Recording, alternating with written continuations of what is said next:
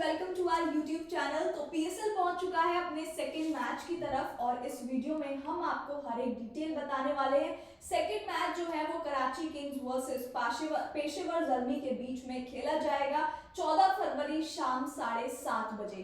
तो इस वीडियो में हम आपको हर एक डिटेल बताने वाले हैं, पिच रिपोर्ट, वेदर रिपोर्ट्स, दोनों ही टीम के last matches, head to head, team analysis, team comparison, playing 11, dream 11, toss prediction और विन प्रेडिक्शन।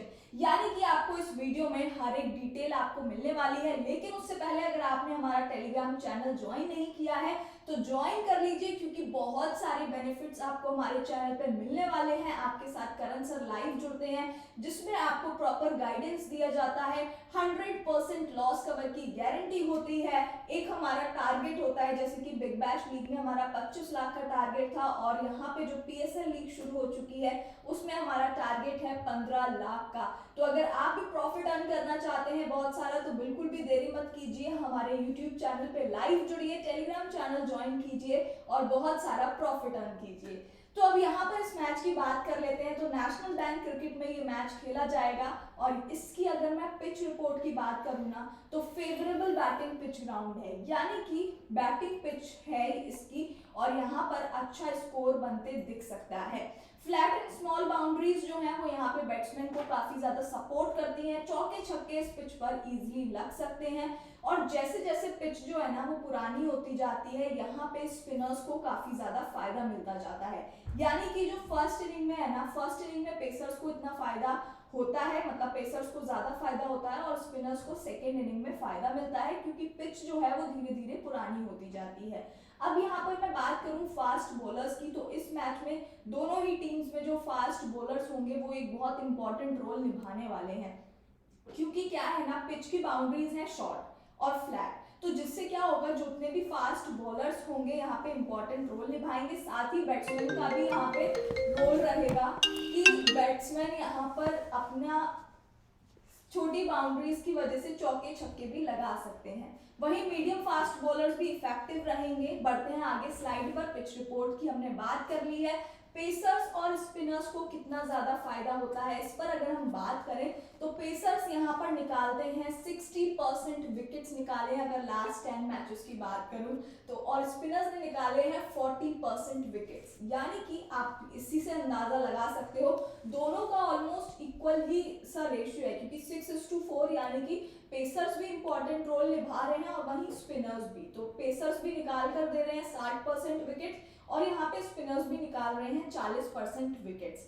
अब हम बात कर लेते हैं कराची किंग्स के लास्ट 3 मैचेस की। तो दोस्तों लास्ट 3 मैचेस की अगर हम बात करें ना, तो क्वेटा ग्लैडिएटर्स के साथ कराची किंग्स का मैच हुआ था और इस मैच में क्वेटा ग्लैडिएटर्स पहले बैटिंग करता है और 166 का स्कोर बनाता है, जहां पर कराची किंग्स इस स्कोर को टारगेट चेज नहीं कर लेता है और यहाँ पे जो कराची किंग्स है वो 23 रन से जीत जाता है। सेकंड मैच की बात करें तो कराची किंग यहाँ पे 149 का स्कोर बनाता है, जिसको लाहौर कलंदर्स चेज नहीं कर पाते और ये मैच कराची किंग्स जो है वो 22 रन से जीत जाते हैं। थर्ड मैच की बात करें तो कराची किंग पहले बैटिंग करता है और ये जो मैच है वो मुल्तान सुल्तान के साथ खेला जाता है। मैच कराची किंग्स पहले बैटिंग करके बनाता है 174 का स्कोर और यहाँ पे 6 विकेट जाते हैं कराची किंग्स के, जिसको मुल्तान सुल्तान चेस कर देता है और यहाँ पे मुल्तान सुल्तान जो है वो 7 विकेट से जीत जाते हैं। तीनों मैचेस की अगर हम बात करें तो इसमें आप देखोगे कि कराची किंग्स ने पहले अगर बैटिंग की है ना तो 150 से स्कोर जो है वो 150 तक का इजीली बनाया है, ठीक है। तो यहाँ पर अगर कराची किंग पहले बैटिंग करता है तो आप इसी से अंदाजा लगा सकते हो कि कराची किंग्स यहाँ पे 150 से 160 का स्कोर बना सकता है। ये तो हो गई कराची किंग्स के लास्ट 3 मैचेस की बात और अब हम बात कर लेते हैं पेशावर ज़ल्मी के लास्ट 3 मैचेस की। तो जो लास्ट मैच है वो यहाँ पे पेशावर ज़ल्मी पहले बैटिंग करते हैं और 169 का स्कोर बनाते हैं, जिसको इस्लामाबाद यूनाइटेड चेस कर देता है 170 बना के और ये मैच इस्लामाबाद यूनाइटेड जीत जाता है 5 विकेट से, ठीक है। तो लास्ट मैच जो है वो ये हार जाती है पेशावर ज़ल्मी। नेक्स्ट मैच की बात करें तो पेशावर ज़ल्मी फिर से बैटिंग करती है और 158 का स्कोर बनाती है, जिसको लाहौर कलंदर्स चेज नहीं कर पाते और second match Peshawar Zalmi super overs में जीत जाते हैं। ये मैच जितने भी मैचेस बता रही हूँ मैं आपको, ये गद्दाफी स्टेडियम में खेले गए हैं। फिर उसके बाद थर्ड मैच होता है जिसमें पेशावर ज़ल्मी पहले बैटिंग करता है और 206 का स्कोर बनाता है और यहाँ पे इस्लामाबाद यूनाइटेड चेज नहीं कर पाता, 196 पर ही रुक जाता है और ये मैच पेशावर ज़ल्मी जीत जाते हैं 10 रन से। तो इसमें अब आप देखोगे ना तो पेशावर ज़ल्मी जो है वो 160, 170, इवन 200 का भी स्कोर उन्होंने बनाया है। तो ये जो पिच है ना, साथ में एक तो पिच जो है वो बैटर्स को फेवर कर रही है और साथ में आप टीम का जो बैट्समैन है उनकी तरफ अगर आप देखोगे ना तो यहाँ पे 160, 170 का स्कोर जो है वो इजीली बन जा रहा है। तीनों ही मैचेस में हमने देखा तो दोनों ही टीम्स के लिए 170, 180 जो है वो एवरेज है। यहाँ पर अगर कोई भी टीम 170 तक का स्कोर बनाती है तो सामने वाली टीम जो है वो इजीली चेस कर लेगी। दोनों ही टीम्स के लास्ट 3 मैचेस देख लिए हैं। अब टीम कंपैरिजन की बात कर लेते हैं तो दोनों ही टीम्स ने 10-10 मैचेस खेले हुए हैं जिसमें से कराची किंग 30% मैच जीती है, वहीं पेशावर ज़ल्मी 50% मैच जीती है, यानी कि 10 में से 3 मैच जीती हुई आ रही है कराची किंग्स। लेकिन वहीं पेशावर ज़ल्मी की बात करें, ये मैं आपको इस वेन्यू पे स्टैट्स बता रही हूँ, इस वेन्यू पर 10 में से 5% मैच जो है, 5 मैचेस जो है वो पेशावर ज़ल्मी ने जीते हैं। तो अगर हम इसके हिसाब से देखें ना वेन्यू पर तो पेशावर ज़ल्मी ज्यादा स्ट्रॉन्ग है as compare to Karachi Kings. Average score मैंने आपको बता ही दिया कि 160, 170 दोनों टीम्स का रहा है। अगर स्कोर 160, 170 तक बनता है तो यहाँ पे इजीली चेज हो सकता है। हाईएस्ट स्कोर जो कराची किंग्स ने बनाया है वो बनाया है 198 का और जो हाईएस्ट स्कोर पेशावर ज़ल्मी ने बनाया है वो बनाया है 202 का। तो दोनों ही टीम्स की हमने बात कर ली है और यहाँ से अगर हम टीम कंपैरिजन वेन्यू पर देखें ना तो कहीं ना कहीं जो पेशावर ज़ल्मी है उसको थोड़ा सा ज्यादा एक्सपीरियंस है कराची किंग्स से, क्योंकि ज्यादा मैचेस खेले हुए हैं, साथ ही उसमें से 5 मैच जीते भी हैं। तो टीम कंपैरिजन के बाद हेड टू हेड की बात कर लेते हैं। हेड टू हेड जो मैचेस हैं लास्ट पीएसएल के बताऊं तो 10-10 मैच खेले गए जिसमें से 7 मैच पेशावर ज़ल्मी ने जीते हैं और 3 मैच कराची किंग्स ने। यानी कि अभी हमने लास्ट स्लाइड में देखा कि जो हुआ टीम कंपैरिजन वेन्यू पर, उसमें भी पेशावर ज़ल्मी 2-3 स्टेप्स 2-3 मैचेस आगे है और यहीं पर अगर हम हेड टू हेड की भी बात करें ना तो काफी बड़ा डिफरेंस है, क्योंकि दोनों ने ही 10-10 मैच जीते हुए हैं और वहीं कराची किंग्स सिर्फ 10 में से 3 मैच जीती है और जो पेशावर ज़ल्मी है वो 10 में से 7 मैच जीती है। तो यहीं से थोड़ा बहुत अंदाजा आपको हो ही गया होगा कि कौन सी टीम स्ट्रॉन्ग रहने वाली है और कौन सी टीम वीक पड़ने वाली है। लेकिन यहाँ पर आगे बढ़ते हैं और डिटेल में बताएंगे जिससे आपको और क्लियर होगा कि आपको कौन से प्लेयर्स को पिक करना है, कौन से प्लेयर्स को पिक नहीं करना है। अब दोनों ही टीम्स के पॉजिटिव और नेगेटिव पॉइंट्स की बात कर लेते हैं। देखो इसमें मैं आपको बताऊं ना, दोनों ही टीम्स जो है ना वो दोनों के बीच में बराबर की टक्कर है, क्योंकि दोनों ही टीम्स जो है ना वो इक्वली है, यानी कि 160, 170 वो टीम बना सकती है तो दूसरी भी उसको इजीली चेस कर सकती है। अब यहाँ पर पॉजिटिव और नेगेटिव पॉइंट्स जानते हैं। तो पहले अगर कराची की बात करें तो कराची के पास स्ट्रॉन्ग ओपनिंग है और पेशावर ज़ल्मी के पास भी स्ट्रॉन्ग ओपनिंग है, यानी कि दोनों ही पॉइंट्स यहाँ पर ओपनिंग दोनों के पास स्ट्रॉन्ग रहने वाली है। लेकिन जो वीक पॉइंट है वो क्या है कि पेस बॉलिंग कराची किंग्स के पास जो है वो थोड़ी सी एवरेज है, ठीक है, और यहाँ पे पेशावर ज़ल्मी के पास स्पिन बॉलिंग जो है वो कम है। तो कहीं ना कहीं अगर पहले बैटिंग करती है, पहले अगर बॉलिंग करती है कराची किंग्स तो यहाँ पे थोड़ा सा नुकसान होगा, क्योंकि पेसर्स पहली इनिंग में ज्यादा विकेट्स निकालते हैं जो कि कराची किंग्स के पास प्लस पॉइंट नहीं है। तो अब यहाँ पे पेशावर ज़ल्मी की पेसर्स जो है वो स्ट्रॉन्ग है, अगर पहले बॉलिंग करती है तो पेशावर ज़ल्मी अच्छे से विकेट्स निकाल पाएंगे क्योंकि फर्स्ट इनिंग में पेसर्स को ज्यादा सपोर्ट मिलता है। तो दोनों ही टीम्स के पॉजिटिव और नेगेटिव पॉइंट्स डिस्कस कर लिए हैं। अब आ जाते हैं प्रोबेबल प्लेइंग 11 पे। अगर कराची किंग्स की प्रोबेबल प्लेइंग 11 की बात करते हैं तो यहाँ पर आप देखो Sharjeel Khan, James Vince, Matthew Wade, Haider Ali, Shoaib Malik, Qasim Akram, Imad Wasim, Mohammad Amir, Andrew Tye, Imran Tahir और मीर हमजा, इस तरीके की रहने वाली है प्लेइंग 11, प्रोबेबल प्लेइंग 11। इसमें अगर कोई भी चेंजेस होते हैं तो उसको आपको टेलीग्राम पे अपडेट कर दिया जाएगा गाइस। तो हमारा टेलीग्राम चैनल भी ज्वाइन कर लेना, याद से बिल्कुल भी मत भूलना टेलीग्राम चैनल को ज्वाइन करना, क्योंकि हर एक अपडेट आपको वहीं पर दिए जाते हैं। तो सबसे पहले शर्जील खान की बात कर लेते हैं। Sharjeel Khan right hand batsman है और अगर आप इनके लास्ट 3 मैचेस के स्टैट्स देखोगे तो 4 बॉल इन्होंने लास्ट 2 मैचेस में खेली है जिसमें वो कुछ ही रन्स बनाकर आउट हो गए हैं। तो यहाँ पे कराची किंग्स में क्या है ना, अगर सबसे पहले अगर शार्जील खान आते हैं बैटिंग करने के लिए तो अगर ये 10 बॉल तक टिके, यानी कि आपको समझना है कि 10 बॉल के बाद अगर टिक गए हैं तो अच्छा स्कोर बनाकर जाएंगे, पर 10 बॉल तक टिकना बहुत जरूरी है। सॉरी, जेम्स विंस की बात करें तो लेफ्ट हैंड बैट्समैन है और यहाँ पे अगर हम इनके लास्ट 4 मैचेस देखें तो लास्ट 2 मैचेस में यानी कि 4 मैच इन्होंने खेले हैं जिसमें से 2 मैच में फ्लॉप रहे हैं और 2 मैच में ये चले हैं। अगर 2 मैच में चले हैं तो इसमें आप देखो कि 22 से 24 बॉलें इन्होंने खेली हैं और जिन मैच में फ्लॉप हुए हैं वहां पे 1, 4 या 5 बॉल खेलकर ये आउट हो गए हैं। तो यहाँ पर सेम इनका जेम्स विंस का है कि अगर ये 5-6 बॉल तक टिक जाते हैं या फिर 10 बॉल तक टिक जाते हैं ना, तो आप समझ जाना कि यहाँ पे इनके 20 से 25-30 रन आराम से आने की उम्मीदें हैं।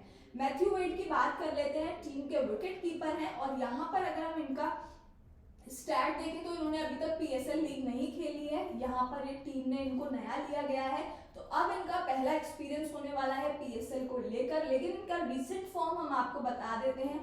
तो लास्ट 3 मैचेस में 18 बॉल खेली, 19 रन बनाए, उससे पहले 18 बॉल खेलते हैं 40 रन बनाते हैं और उससे पहले 5 बॉल खेलते हैं 7 रन बनाते हैं। हैदर अली की बात करेंगे, राइट हैंड बैट्समैन है टीम के और लास्ट 2 मैचेस में 3 मैचेस में से 2 मैच में फ्लॉप रहे हैं, यानी कि 1 या 2 बॉल खेलकर ही आउट हो गए हैं, लेकिन एक मैच में चले हैं 20-22 बॉल तक, तो उसमें 25 रन बनाकर भी दिए हैं। सोहेब मलिक की बात कर लेते हैं, टीम के ऑलराउंडर, और यहाँ पे अगर हम इनका बॉल बैटिंग स्टैट्स देखें तो काफी अच्छा है, यानी कि मिडिल ऑर्डर भी काफी सही है। सोहेब मलिक जो है वो यहाँ पे अच्छे रन बनाते हुए कल भी दिखने वाले हैं, क्योंकि आप लास्ट 3 मैचेस में देखो तो ये पिच पर लंबे समय तक टिकते हैं, यानी कि आप देखोगे 43 बॉल्स 28 40 बॉल तक खेलते हैं और वहां पे अच्छा स्कोर भी टीम को बनाकर दे रहे हैं। बॉलिंग परफॉर्मेंस की बात करें तो 2 मैचेस में इन्होंने बॉलिंग कराई है, जिसमें से एक मैच में ही विकेट निकाल पाए थे और टीम इनसे ज्यादा ओवर्स भी नहीं कराती, यानी कि 1 या 2 ओवर ही कराने के लिए ये आते हैं। तो बैटिंग में हम बॉलर्स में इनको हम पिक नहीं करने वाले हैं, यानी कि इनका batting performance as a all-rounder काफी अच्छा है। कसीम अकरम की बात कर लेते हैं, टीम के ऑलराउंडर हैं। यहाँ पर आप देखो तो ये एवरेज है, यानी कि 10-15 बॉल जो है वो हर मैच में खेलकर जाएंगे और 10 से 15 रन देकर भी जाएंगे। विकेट्स की बात करें बॉलिंग परफॉर्मेंस की तो कंसिस्टेंट नहीं है, किसी मैच में निकल जाता है, किसी मैच में नहीं निकलता। इमाद वसीम टीम के ऑलराउंडर हैं, टीम के ऑलराउंडर की बात कर लेते हैं तो यहाँ पे लास्ट 3 मैचेस में आप देखोगे अच्छा खेला है, मतलब ज्यादा बॉल्स तो नहीं खेलते हैं, वही 10 से 15 बॉल खेलते हैं और उसमें अच्छे रन्स भी बनाकर, यानी कि आप क्या उम्मीद कर सकते हो, अगर कोई 10 से 15 बॉल खेलकर जा रहा है तो 15 रन 20 रन तो इतने ही टीम को दे देते हैं, लेकिन कंसिस्टेंट नहीं है, अच्छा स्कोर बनाकर नहीं देते हैं। लेकिन यहाँ पर अगर ये बॉलिंग में बैटिंग में कुछ रन कम देते हैं ना, तो वहां पर ही कवर कर लेते हैं अपना बॉलिंग का, क्योंकि अगर रन्स नहीं दे पा रहे हैं तो उस केस में इन्होंने विकेट्स भी निकाले हैं, जैसे कि अब आप देखोगे दोनों ही मैचेस में इन्होंने 4 ओवर कराए हैं, ठीक है, 27 रन दिए, 1 विकेट निकाला है। तो बैटिंग परफॉर्मेंस के साथ साथ बॉलिंग परफॉर्मेंस भी इनका अच्छा है, मैचेस में विकेट्स निकाल लेते हैं। मोहम्मद आमिर की बात कर लेते हैं, left arm fast medium bowler है टीम के, लास्ट 3 मैचेस में से 2 मैच में फ्लॉप रहे हैं और 1 मैच में चले हैं जिसमें से 4 ओवर कराते हैं, मोस्टली टीम इनको 4 ओवर डलवाती है, जिसमें से ये एक किसी मैच में चल जाते हैं और किसी में नहीं चलते हैं, क्योंकि अगर हम 3 मैचेस देखें ना तो 2 में फ्लॉप है, एक ही मैच में विकेट निकाल पाया है। उसके बाद एंड्रयू टाई की बात कर लेते हैं, राइट आर्म मीडियम बॉलर है टीम के और ये जो है ना ये कंसिस्टेंट प्लेयर है, लेकिन मैं आपको बता दूं एंड्रयू टाई काफी अच्छे बॉलर हैं, बट इन्होंने अभी तक पीएसएल नहीं खेला है, तो इनका पीएसएल जो है वो फर्स्ट टाइम होने वाला है। तो देखते हैं एंड्रयू टाई जो टीम ने नया प्लेयर लिया है किस तरीके का परफॉर्मेंस रहता है। अगर हम इनके रिसेंट फॉर्म देखें ना तो आप तीनों मैचेस में देखोगे हर एक मैच में विकेट निकाला है और टीम इनको 4 ओवर करवाती ही है, तो यहाँ पर ये इंपॉर्टेंट होंगे और यहाँ पर टीम एंड्रयू टाई से 4 ओवर कराएगी, तो देखते हैं इसमें विकेट्स कितने निकाल पाते हैं। इमरान ताहिर टीम के फिर से एक और ऑलराउंडर, और ये भी काफी अच्छे ऑलराउंडर है, यानी कि रन तो इनसे आने ही है डेफिनेटली। आप तीनों मैचेस में देखो, तीनों मैचेस में ये टिकते हैं पिच पर, और तीनों मैचेस में रन भी इन्होंने काफी अच्छे बना के दिए हैं, यानी कि 50, 40, 60 बॉल तक ये पिच पर बने रहते हैं, खेलते हैं, रन भी यहाँ पर आते हैं। विकेट्स का कुछ कंफर्म नहीं है, किसी मैच में चल जाते हैं तो किसी में नहीं चलते हैं। मीर हमजा की बात कर लेते हैं, तो यहाँ पे ये लेफ्ट आर्म मीडियम बॉलर हैं। अगर यहाँ पे इनकी बात करूं तो लास्ट 3 मैचेस में कंसिस्टेंट प्लेयर हैं, 1 से 2 विकेट डेफिनेटली निकाल कर देंगे। तो यहाँ पर हर एक प्लेयर का स्टैट मैंने आपको बता दिया है, कौन से प्लेयर यहाँ पे फॉर्म में है, कौन से प्लेयर्स नए होने वाले हैं कराची किंग्स की प्लेइंग 11 में, ये भी मैंने आपको बता दिया। इसमें अगर कोई भी चेंजेस होते हैं तो आपको अपडेट कर दिए जाएंगे, लेकिन उसके लिए आपको टेलीग्राम चैनल ज्वाइन करना है। कराची किंग्स के बाद अब हम बात कर लेते हैं पेशावर ज़ल्मी की प्रोबेबल प्लेइंग 11 के बारे में। तो यहाँ पे अगर हम इनकी प्रोबेबल प्लेइंग 11 के बारे में बात करें ना, तो Babar Azam right hand batsman team के, Tom Kohler right hand batsman, Bhanuka Rajapaksa wicket keeper, Mohammad Haris wicket keeper, Rovman Powell right hand batsman, Saim Ayub, Jimmy Neesham, Sherfane Rutherford, Mujeeb Rahman, Arshad Iqbal और वहाब रियाज, ये रहने वाली है प्रोबेबल प्लेइंग 11। और हर एक प्लेयर का स्टैट बताती हूँ मैं आपको। तो सबसे पहले बात कर लेते हैं बाबर आजम की। बाबर आजम के लास्ट 3 मैचेस में देखो तो यानी कि 25 से 30 बॉल ये भी खेलकर जाएंगे, और जिस मैच में नहीं चले तो 5 बॉल तक आउट हो जाएंगे। इनका परफॉर्मेंस से तो हम सभी लोग वाकिफ हैं, ठीक है। तो लास्ट 2 मैचेस की बात करो तो 30 से 34 बॉल खेली हैं, जिसमें रन्स भी इन्होंने बनाकर दिए हैं। टॉम कॉलर की बात कर लेते हैं, राइट हैंड बैट्समैन टीम के, पीएसएल के अभी तक 2 ही मैच खेले हैं, जिसमें एक मैच में 16 बॉल खेलकर बनाते हैं 22 रन, और एक मैच में फ्लॉप हो जाते हैं। तीसरे प्लेयर की बात करें भानुका राजपक्षा, तो 3 मैच में आप देखो कुछ खास परफॉर्मेंस नहीं दिया है, बट इस मैच में अच्छा परफॉर्मेंस करने की उम्मीदें हैं, क्योंकि ये बहुत इंपॉर्टेंट और बड़ी लीग होने वाली है, और यहाँ पे अगर प्लेयर्स फॉर्म में आना बहुत जरूरी होगा, क्योंकि लास्ट 3 मैचेस में 4 से 10 बॉल खेलते हैं और उसमें भी कुछ खास नहीं करते, क्योंकि 4 बॉल 1 बॉल में आउट हो रहे हो। तो यहाँ पे आपको इम्पोर्टेंट परफॉर्मेंस देनी ही पड़ेगी। मोहम्मद हारिस टीम के दूसरे विकेट कीपर हैं, और यहाँ पर बात कर लेते हैं तो 2 मैचेस में 5 से 10 बॉलों में आउट हो जाएंगे, लेकिन अगर 5 से 10 बॉल खेल गई, पिच पर सेट हो गए, तो इनसे भी अच्छा स्कोर देखने को मिल सकता है, क्योंकि आप देख सकते हो 32 बॉल्स में बनाए हैं इन्होंने 70 रन। रोहमन पोवेल की बात कर लेते हैं, राइट हैंड बैट्समैन है, लास्ट मैच में देखो 14 बॉलों में बनाए 23 रन, उससे पहले 3 बॉल में 1 रन, 11 बॉलों में 14 रन इन्होंने बनाए थे। सैम अयूब की बात कर लेते हैं, लेफ्ट हैंड बैट्समैन है, और यहाँ पर ये भी रन्स बना सकते हैं टीम के लिए, क्योंकि तीनों मैचेस में आप इनके स्टैट देखोगे तो 15, 30, 20 बॉल खेलते हैं और उसमें रन बनाकर देते हैं, यानी कि 15 से 20 रन इनसे भी उम्मीदें की जा सकती हैं। जिमी नीशम की बात कर लेते हैं, टीम के ऑलराउंडर, बेहतरीन बॉलर हैं, रन भी आपको बनाकर देंगे और विकेट्स भी निकालेंगे, क्योंकि रन्स में तो इतने नहीं 15-20 बना सकते हैं, लेकिन विकेट यहाँ पे डेफिनेटली निकालेंगे। तो इनको हम एज ऑलराउंडर जरूर पिक करने वाले हैं, क्योंकि आप तीनों मैच में देखो 1, 2, 3 विकेट इन्होंने निकाले हैं। वहीं सरफेन रदरफोर्ड की बात कर लेते हैं, टीम के ऑलराउंडर, जिसमें उनको बैटिंग का ही परफॉर्मेंस दिया गया है, बॉलिंग अभी तक इनसे एक भी पीएसएल में नहीं कराई गई है। तो अगर हम इनके लास्ट 3 मैचेस की फॉर्म देखें तो 5 से 6, 10 बॉल मिनिमम खेली है इन्होंने, जिसमें उतने ही रन इन्होंने बनाकर दिए हैं। तो एक्सपीरियंस प्लेयर नहीं है इतने, और इतना अच्छा भी नहीं करते हैं।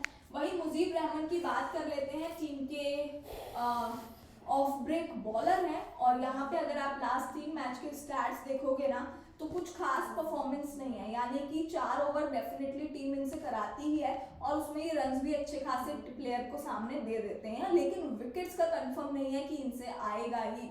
वहीं अरशद इकबाल की बात कर लेते हैं, right arm fast medium bowler हैं, टीम के एक मैच पीएसएल का खेला हुआ है, जिसमें इन्होंने 4 ओवर इनसे कराए गए थे, तो यहाँ पे इन्होंने 2 विकेट निकाले थे। यहाँ पर भी टीम इनसे 4 ओवर करा सकती है। वहीं पर वहाब रियाज की बात कर लेते हैं, लेफ्ट आर्म फास्ट बॉलर है टीम के, और लास्ट 3 मैचेस की अगर हम बात करें तो 2 मैचेस में नहीं चले हैं, लेकिन एक मैच में चले हैं, और 2 मैच में इन्होंने रन्स बनाए हैं और एक मैच में नहीं चले हैं। 2 मैच की बात करें तो सब में 2-2 विकेट्स निकाले हैं, टीम 4 ओवर कराती है, इनसे रन्स भी कम देते हैं और विकेट्स निकाल सकते हैं। इंपॉर्टेंट प्लेयर ये पेशावर ज़ल्मी से होने वाले हैं। अब बढ़ते हैं आगे, दोनों ही 11 हमने डिस्कस कर ली है। अब सबसे इम्पोर्टेंट आ जाता है टॉस प्रेडिक्शन। तो यहाँ पर अगर हम वेन्यू स्टैट्स की बात करें ना, तो अगर हम लास्ट 21 मैचों की बात करते हैं T20 में, तो उसमें से पहले बैटिंग फर्स्ट करने वाली टीम 15 मैच जीती है और बैटिंग सेकंड करने वाली टीम जीती है 6 मैच। तो अब आप यहाँ से अंदाजा लगा सकते हो कि जो टीम है वो यहाँ पे बैटिंग चूज करेगी टॉस जीतकर। अब यहाँ पे एवरेज जो फर्स्ट बैटिंग का स्कोर रहा है वो रहा है 182 और सेकंड बैटिंग का एवरेज स्कोर रहा है 169। अगर हम फर्स्ट बैटिंग एवरेज स्कोर की बात करें तो 182 और सेकंड 169 है। अब यहाँ पर मैं आपको बताऊंगी कि टॉस प्रेडिक्शन, अगर सबसे पहले कराची किंग्स टॉस जीतती है तो वो यहाँ पर बैटिंग प्रेफर करेगी, यानी कि कोई भी टीम टॉस जीतती है तो वो बैटिंग प्रेफर करेगी, क्योंकि यहाँ पे बैट्समैन के फेवर में रहती है फर्स्ट इनिंग में पिच, और हर टीम चाहेगी कि मैं पहले बैटिंग करूं और काफी अच्छा स्कोर बनाऊं जिससे सामने वाली टीम जो है वो चेज ना कर पाए। तो इस मेंटेलिटी से दोनों ही टीम्स यहाँ पे टॉस जीतकर बैटिंग प्रेफर करेगी, और यहाँ पर जो एवरेज स्कोर मैंने आपको बताया कि 170 180, क्योंकि 160 170 तक दोनों टीम्स बना सकती हैं, तो यहाँ पर अगर टीम को जीतना है तो 180 तक का स्कोर बनाना पड़ेगा, क्योंकि वो थोड़ा सा मुश्किल हो जाएगा सामने वाली टीम के लिए चेस करना, क्योंकि 160 170 दोनों ही टीम्स बनाने का बूता रखते हैं। आगे बढ़ते हैं, टॉस प्रेडिक्शन की बात हो गई है, अब हम आगे बढ़ेंगे और नेक्स्ट स्लाइड पर चलते हैं। तो नेक्स्ट स्लाइड की अगर हम बात करें, बात कर लेते हैं ड्रीम 11 की। तो ड्रीम 11 में आपको कौन से प्लेयर्स को पिक करना है, कौन से प्लेयर्स को ड्रॉप करना है, ये मैं आपको बता देती हूँ, ध्यान से सुनिएगा। सबसे पहले विकेट कीपर की बात कर लेते हैं। तो विकेट कीपर में आपको पिक करना है मैथ्यू वेड, क्योंकि यहाँ पर इनका अच्छा परफॉर्मेंस देखने को मिल सकता है। बैटर्स की बात करें तो बैटर्स में आपको पिक करना है बाबर आजम, जेम्स विंस, हैदर अली और भानुका राजपक्षा। ये बेस्ट प्लेयर्स हैं। पिच पर ज्यादा देर तक कैसे टिकना है, कितने स्कोर्स जल्दी जल्दी बनाने, क्योंकि T20 फॉर्मेट में आपके पास इतना टाइम नहीं होता है कि आप लंबे समय तक पिच पर टिके रहें और रन्स बनाकर ना दें। तो T20 होता है जल्दी जल्दी रन्स बनाने हैं, तो यहाँ पे ये प्लेयर्स जो है वो अच्छे रन्स स्कोर बनाते हुए दिख सकते हैं। वहीं ऑलराउंडर्स की बात कर लेते हैं। तो ऑलराउंडर्स में आपको पिक करना है इमाद वसीम, कसीम अकरम और जेम्स नीशम को। यहाँ पे ये बेस्ट प्लेयर्स रहने वाले हैं ऑलराउंडर्स में। अगर इनकेस इनकी बैटिंग परफॉर्मेंस अच्छी नहीं होती है तो ये विकेट्स भी टीम को निकाल कर दे सकते हैं, यानी कि इनसे दोनों की उम्मीदें की जा सकती हैं। रन्स के साथ साथ यहाँ पर ये विकेट्स भी निकालते हुए मिलेंगे। बॉलर्स की बात कर लेते हैं। तो बॉलर्स में हमें पिक करना है एंड्रयू टाई, मीर हमजा और वहाब रियाज को। सबसे बेस्ट ऑप्शन है, डेफिनेटली आपको 1 से 2 विकेट्स जरूर निकाल के देंगे तीनों प्लेयर्स, और आपको बहुत सारा प्रॉफिट अर्न कराने को भी मिलेगा। वहीं कैप्टन और वाइस कैप्टन की बात कर लेते हैं। तो कैप्टन हम आप बना रहे हैं बाबर आजम को, और वाइस कैप्टन हम आप बना रहे हैं एंड्रयू टाई को। तो गाइस, ये वाली जो हमारी ड्रीम 11 थी वो फुल रिसर्च के बाद हमने बनाई है। हर एक प्लेयर का रिसेंट फॉर्म और स्टैट्स को देखकर ये ड्रीम 11 हम आपके लिए लेकर आते हैं।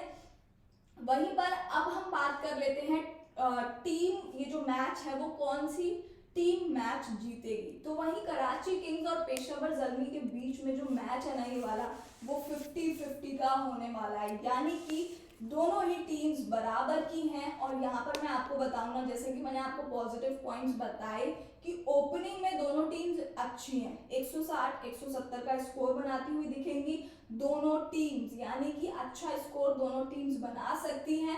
वहीं अगर थोड़ी सी कमी कराची किंग्स में पड़ती है ना, तो वो पड़ती है स्पिन बॉलिंग की, क्योंकि स्पिन बॉलिंग जो है वो एवरेज है पेशावर जल्मी की, और जो पेस बॉलिंग है वो कराची किंग्स की काफी ज्यादा अच्छी है। तो यहाँ पे दोनों ही टीम्स के प्लस और नेगेटिव पॉइंट्स मैंने आपको बता दिए हैं, फुल डिटेल हमने आपको दे दी है। अब आपको क्या करना है, जाकर हमारे चैनल को लाइक करना है, टेलीग्राम चैनल ज्वाइन करना है और लाइव में करण सर के साथ जुड़ना है, जिससे आप भी ज्यादा से ज्यादा प्रॉफिट अर्न कर सकें। तो बिल्कुल भी ये चांस मिस की मत कीजिए, और यहाँ पर आप हमारे साथ जुड़े रहिएगा। वीडियो अच्छी लगी हो तो लाइक कमेंट जरूर करना।